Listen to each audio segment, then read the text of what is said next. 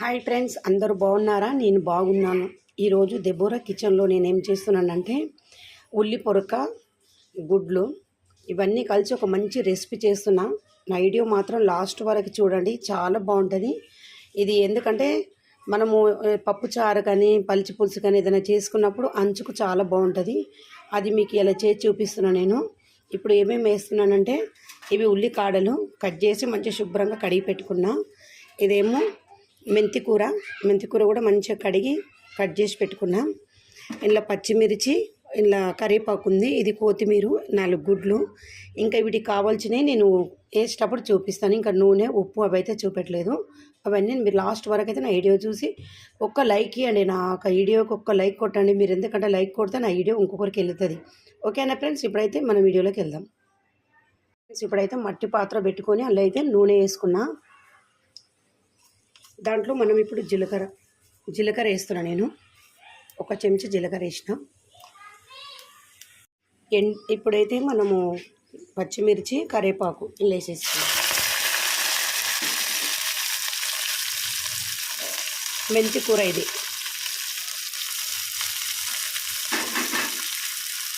నూనెలో మంచిగా ఫ్రై చేసుకోవాలి.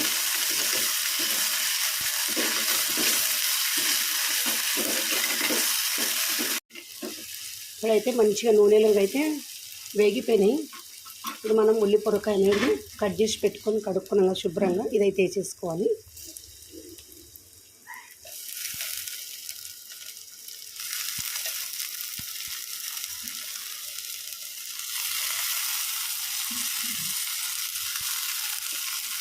ఇది కూడా నూనెలో మంచిగా ఉడకాలి.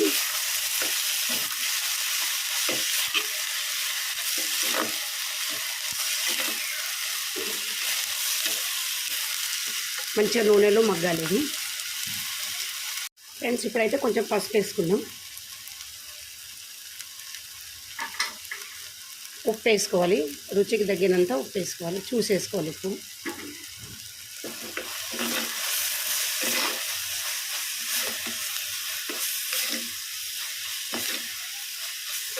కారం అయితే ఇదే సరిపోతుంది. మిరపకాయలు వేసినాం కదా, మిరపకాయలు ఇవే మస్తు అయిపోతుంది మనకు, కారం పొడి వేసే అవసరం ఉండదు.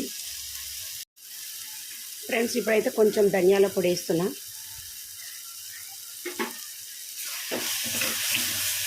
ధనియాల పొడి వేసేసి ఇట్లా కలుపుకొని మనం ఇలా గుడ్లు వేసేసుకోవాలి. ఇప్పుడైతే నేను ఇందులో గుడ్లు అయితే పగలగొట్టి గుడ్లు అయితే వేసేస్తున్నా.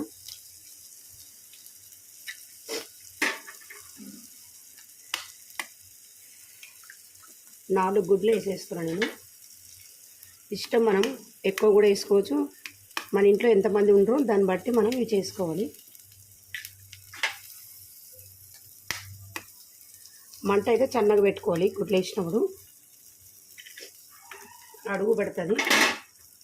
నేను దీని మీద ఫస్ట్ ఇంత కొత్తిమీర వేసుకుంటున్నా. చిన్న మంట పెట్టిన. ఇప్పుడు నేను దీని మీద మూత పెట్టేస్తున్నా. మూత పెట్టేసి మనం ఒక 5 నిమిషాలు ఆగుదాం. ఫ్రెండ్స్, ఇప్పుడైతే మూత తీద్దాం. తీసేసి ఇది మంచిగా కింద మీద కలుపుకోవాలి. ఇట్లా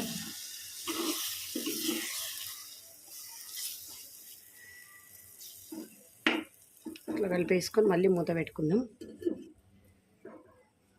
మళ్ళీ ఒకసారి మూత తీస్తున్నాం. చూడండి ఎంత బాగా, ఇది కుండ కదా, మంచిగా ఎంత బాగా ఫ్రై అయిపోయింది. చూడండి ఎంత బాగుంటుంది. చూడండి మెంతి కూర ఎంత బాగా, అసలు మెంతి కూర కూడా ఒంటికి చాలా మంచిది. నేను మొన్న ఇట్లా చేసిన అనమాట, మొన్న చేసినది. అందుకే నేను కూడా మీకు కూడా చూపిస్తే బాగుంటుందని చెప్పి నేను ఇలా చేసిన. మొన్న ఏంటంటే నేను ఒకరోజు ఇలా చేసి తిన్నా ఎలా ఉంటుందని.